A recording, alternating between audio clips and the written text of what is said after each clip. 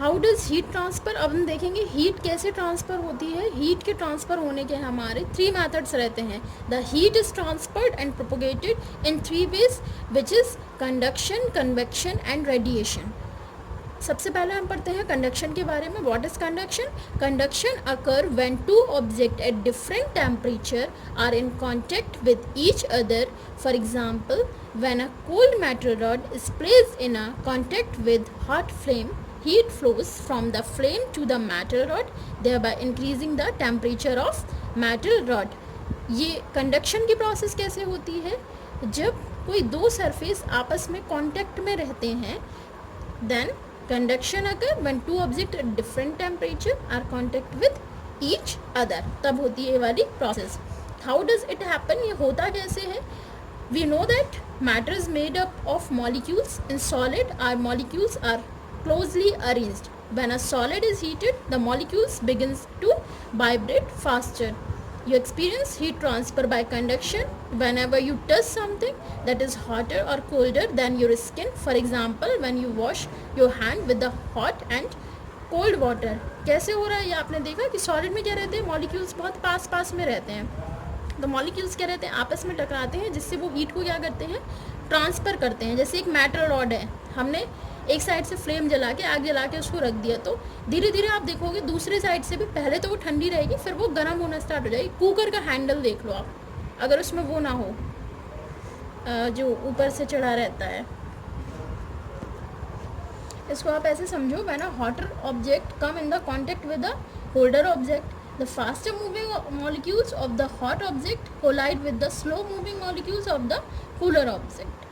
As they collide, the faster moving molecules give up some of their energy to the slow moving molecules.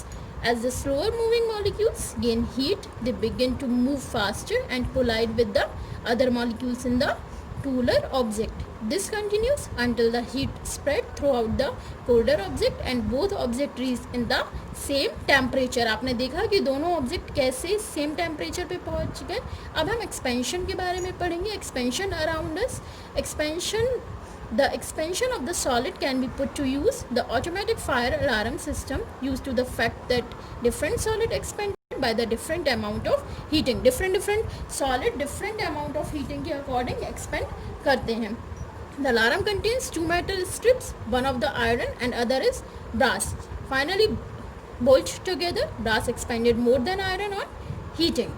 Therefore, when this bimetallic strip is heated because of fire, it bend to the side of iron.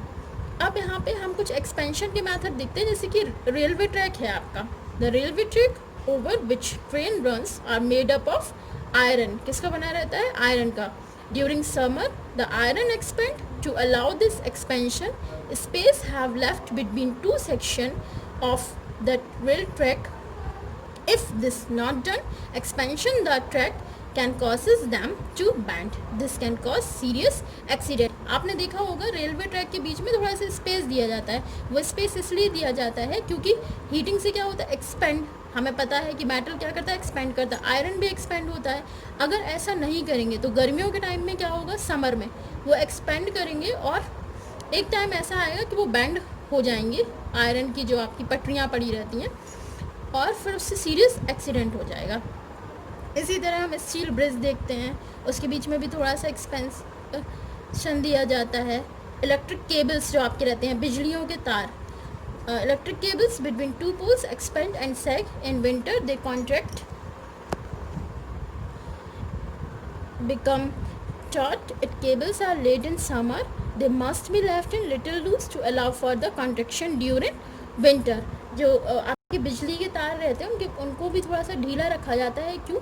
क्योंकि वो summer में तो expand करते हैं और winter में contract करते हैं, कॉन्ट्रैक्शन होता है इनके बीच में। अगर ढीले नहीं रखे जाएंगे तो तार सारे आपके टूट जाएंगे। Good and poor conductor of heat क्या होता है कि कुछ मेटल्स बहुत अच्छे तरीके से हीट को कंडक्ट करते हैं और कुछ नहीं करते हैं। इसका रीज़न क्या होता है, क्या होते हैं ये गुड कंडक्टर और poor conductor? Poor conductor are good insulator for of heat energy. जो पुअर कंडक्टर हैं वो गुड इंसुलेटर होते हैं। कैसे? क्योंकि उसमें हीट ट्रांसफ़र ही नहीं हो रही है, तो वो अच्छे इंसुलेटर तो होंगे। कंडक्टर क्या रहते हैं, वो जिनमें हीट ईजिली ट्रांसफ़र हो जाती है, उनको बोलते हैं हम कंडक्टर। इंसुलेटर क्या होते हैं, जिनमें हीट ईजिली ट्रांसफ़र नहीं होती है। फॉर एग्जांपल वुड में आपकी ईजिली हीट ट्रांसफ़र नहीं होती है, उसी जगह मेटल में आपकी आयरन की रॉड ले लो, उसमें बहुत ईजिली ट्रांसफ़र हो जाएगी। कन्वेक्शन के बाद हम पढ़ते हैं कन्वेक्शन। ये कौन सी प्रोसेस होती है? Convection is a transfer of heat through a fluid from a region of higher temperature to the region of lower temperature by the movement of fluid itself. Liquid and gases are fluid because both can flow. अब convection की process है। Convection की process को आप कैसे समझ सकते हो? जैसे आपका वाटर बॉयल होता है, पानी जब बॉयल होता है तो आप देखते हो पहले पानी पहले नीचे से गर्म होना शुरू होता है, फिर जो गर्म हो जाते हैं पार्टिकल्स वाटर के, वो ऊपर आ जाते हैं और ठंडे पार्टिकल्स नीचे चले जाते हैं। तो ऐसे करके ये कन्वेक्शन की प्रोसेस होती है। व्हेन अ लिक्विड और gas is heated it expand, as the result it becomes lighter and moves upwards. The cooler heavier fluid from the surrounding rushes to the take its place. This give rise to the convection current through which energy flow into the liquid or gas. Convection current give rise to breeze in the coastal regions. इसको आप coastal regions में जो bridge चलती है उससे समझ सकते हो। ऐसे समझो, लैंड ब्रीज और सी ब्रीज आपका होता क्या है? The people living in coastal area experience at interesting phenomena during the day. The land gets heated faster than water. Day के टाइम में क्या रहता है, जो आपकी लैंड है वो वाटर के कंपैरिजन में जल्दी गर्म हो जाती है। The air over the land becomes hotter and rises up. The cooler air from the sea rushes it towards the land to take its place. The warm air from the land moves towards the sea to complete the cycle. The air from the sea is called sea bridge. इस process को क्या बोलते हैं? Sea breeze. Sea breeze की process में क्या रहता है? The warm air from the land moves toward the sea. जो लैंड से एयर है वो कहाँ चलती है? सी के साइड चलती है। इसको हम क्या बोलते हैं? Sea breeze. To receive the cooler sea breeze, the wind of the houses in coastal areas are made to the face the sea. At night is exactly the reverse. रात के टाइम क्या होता है? exactly reverse processing होती है. The water cools down more slowly than land, so the cool air from the land move towards the sea. This is called the land bridge. So this phenomena, land bridge के process में क्या रहता है?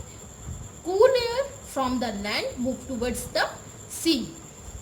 तो ये process आपने देखी, आपकी क्या हो गई? सी ब्रिज और लैंड ब्रिज हो गई। During the night time land cools more quickly than the sea, so hot air above the sea rises up and cold air moves down toward the sea. This is called land bridge. Conduction और convection के बाद अब हम पढ़ेंगे radiation. Radiation क्या रहता है? In most of the space between the sun and the earth there is a vacuum and there is a practically no medium in the space, but still we receive heat from the sun. Here heat transfer does not occur by conduction and convection as a medium.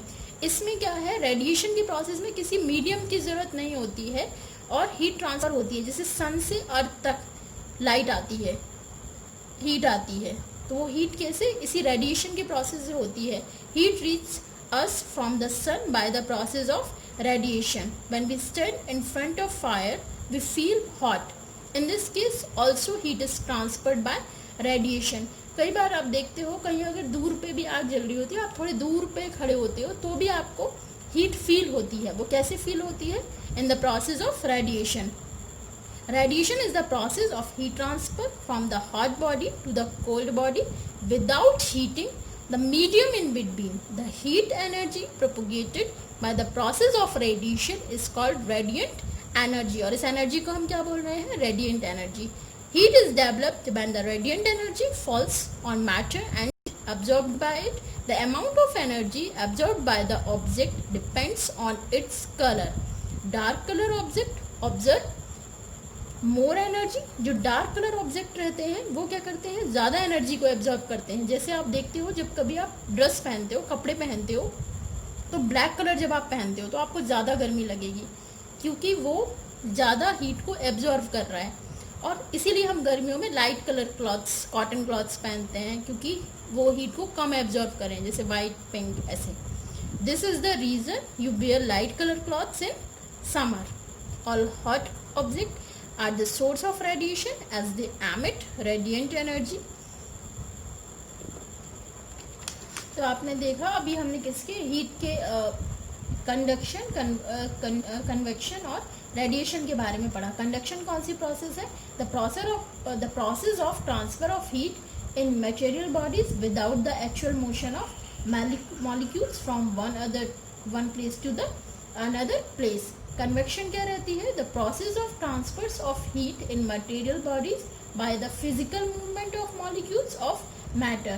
Third process क्या होता है? Radiation. ये कौन सी process है? The process of transfer of heat a hot body to a cold body without any external medium. बिना किसी external medium के हीट ट्रांसफर